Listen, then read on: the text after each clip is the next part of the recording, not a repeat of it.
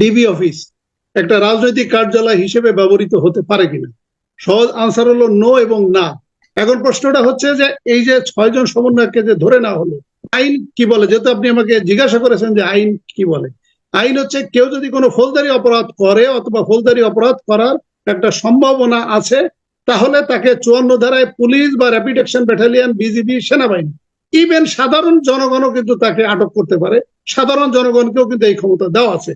তাহলে আপনি যদি তাকে আটক করেন অথবা কোনো স্পেসিফিক মামলা যদি তাকে আটক করেন, আইনের যেটা বিধান হচ্ছে পুলিশ বা র্যাপিড অ্যাকশন ব্যাটালিয়ন বা বিজিবি বা সেনাবাহিনী, ইভেন সাধারণ জনগণ যদি তাকে আটক করে, আটক করার পরে অনতি বিলম্বে, I repeat the word is অনতি বিলম্বে, তাকে নিয়ারেস্ট থানা অথবা ম্যাজিস্ট্রেটের কাছে হস্তান্তর করতে হবে। এটা ফৌজদারি কার্যবিধি 60-তে বলা হচ্ছে, সেকশন 60।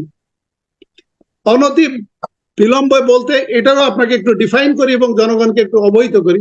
সেটি হচ্ছে যদি কোনো অভিযুক্ত, ধরেন সে কাউকে খুন করেছে যে মধুর ক্যান্টিনের সামনে, এখন ছাত্ররা তাকে ধরেছে এবং ছাত্র তাকে ধরেছে অথবা পুলিশ শাহবাগ থানা থেকে এসেছে মধুর ক্যান্টিনে, তাকে ধরা হয়েছে। এখন শাহবাগ থানার পুলিশ মধুর ক্যান্টিনের সামনে তাকে ধরলো, ধরে শাহবাগ থানায় তাকে নিয়ে যেতে একটা রিজনেবল সময় কিন্তু 10 মিনিট লাগতে পারে বা 15 মিনিট লাগতে পারে বা সর্বোচ্চ আধা ঘন্টা লাগতে পারে, কিন্তু এটা কোনোভাবে 24 ঘন্টা বা 48 ঘন্টা বা 72 ঘন্টা কিন্তু নয়। তাহলে এখানে অনতি বিলম্বে তাকে শাহবাগ থানায় হস্তান্তর করতে হবে এবং শাহবাগ থানা 24 ঘন্টার ভিতর আদালতে সোপর্দ করবে। এটা ফৌজদারি কার্যবিধি 61 ধারাতে বলা হচ্ছে। এখন যে মামলায় তাকে আটক করা হলো, ওই মামলায় যদি থানার ওসি যদি 24 ঘন্টায় তদন্ত শেষ করতে না পারে, তাহলে আদালতের কাছ থেকে ফার্দার ইনভেস্টিগেশন এর জন্য, যেটাকে আমরা বলি হলো রিমান্ড। এটা হলো 24 ঘন্টার মধ্যে। আমি যদি খুব শর্টকাট আপনার কাছ থেকে শেষ করতে হবে এই পর্যায়ে, আমি একটু জানতে চাই যে হেফাজতে যেহেতু নিয়েছে, এই হেফাজতে নিয়ে রাখার কোনো বিধান রয়েছে কিনা, এই জায়গাটা শেষ করতে। আমি সেই কথাই তো আমি বলছিলাম। না ঠিক আছে, আদালতে নেওয়ার বিষয়টা একটু শর্ট করে এই জায়গাটা একটু স্পষ্ট হতে চাই। হেফাজতে থাকার অধিকার কত?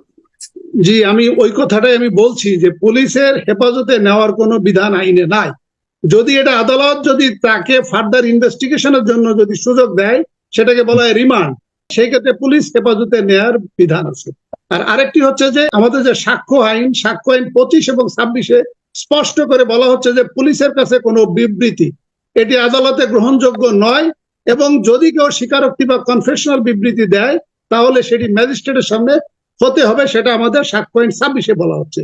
এখন প্রশ্ন হচ্ছে যে পুলিশ হেফাজতে এই যারা 6 জন আন্দোলনকারী, এটা আমাদের সংবিধানের 38 ধারা, তাদের সংগঠন করার কিন্তু সাংবিধানিক ক্ষমতা আছে, অধিকার আছে। তাহলে একটা বৈধ আন্দোলনের জন্য তারা নেতৃত্ব দিচ্ছে, তাহলে সেই নেতৃত্ব পুলিশ হেফাজতে থেকে বিবৃতি দেওয়া, এটা সংবিধানের 38 ধারা চরম লঙ্ঘন এবং সাক্ষ্য আইনের 25 এবং 26 ধারা এটি স্পষ্ট লঙ্ঘন।